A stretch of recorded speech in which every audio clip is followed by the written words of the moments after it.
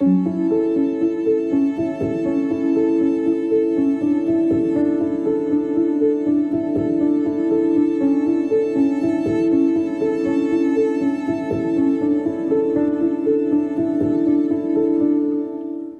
I think about the importance of the progressive voice, the need for that voice has become more important over the last 10, 12 years. We are in a position now, I think, in our beloved state where we cannot rely on progressive public policy that will protect the people for whom we speak. It's more important than ever that those people have an umbrella under which to gather. The impact of the progressive voice on public policy is critical, especially in a state like Iowa.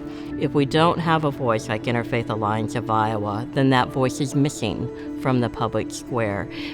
Interfaith Alliance of Iowa, at its core, stands up for people's rights and making sure that religion and government do not interfere with those rights. For Christians, such as myself, we get really frustrated that Christianity is portrayed in a particular way, and that the voices of conservative Christians are often the voices that are given the microphone.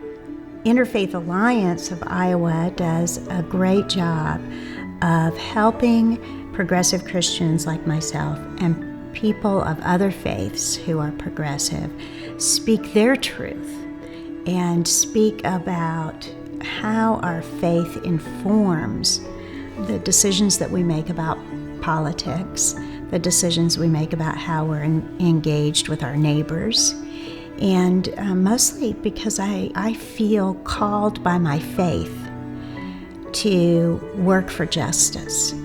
And Interfaith Alliance gives me an opportunity to do that in many ways. The Interfaith Alliance, leading the way as a progressive voice is necessary because of the fact that individuals don't want to have those real conversations. So you always need that organization that helps push those real conversations. No one really wants to wake up in the morning and say, let's talk about racism, let's talk about sexism, let's talk about phobias. No one wants to do that. And so the Interfaith Alliance provides that outlet, and provides that catalyst to be able to have those conversations and provides that comfort zone for individuals to have it. Not only does the Interfaith Alliance provide that progressive voice, it provides a protection for individuals to be themselves. And I think that's more important than anything else. Well, I think there are a lot of people who don't feel represented by the way faith is portrayed in politics and in the media. And so there's a certain vision of a certain type of church-going person. And that doesn't represent, even all of Iowa Christians, let alone the people of other faiths.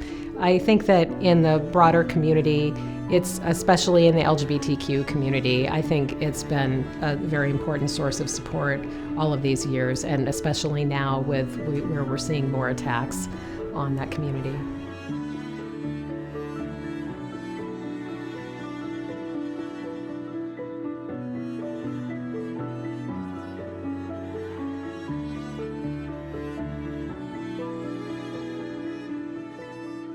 I think that one of the things I really appreciate about Interfaith Alliance of Iowa is its ability to respond quickly and professionally.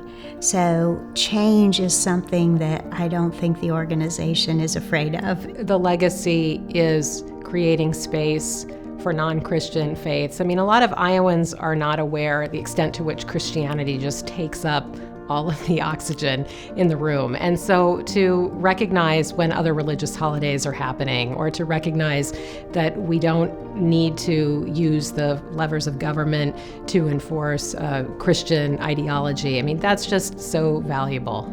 That as we look back on the 25 years and how far we've come and how far we have moved into public spaces and out of being a small vocal minority, protecting a small vocal minority of neighbors. And I think we're remarkably set up after the first 25 years to take on the next 25.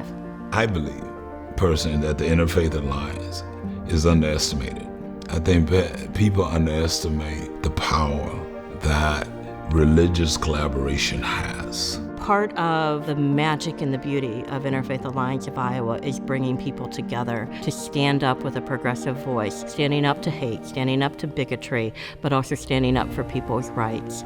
Time and time again, we've been able to bring people together to do that very work. There will be another group, and this saddens my heart to think this, but I do believe that there will always be some group of our friends, our neighbors, our children who are scapegoated, who are victimized, who are used as some kind of political posturing and ignoring their humanity, ignoring the fact that they are members of our own families, that they are members of our neighborhoods.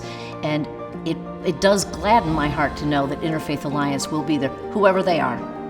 When that happens, and it will, when it happens, Interfaith Alliance will be there leading the way to stand with them, to stand with their families, to put a protective umbrella over that.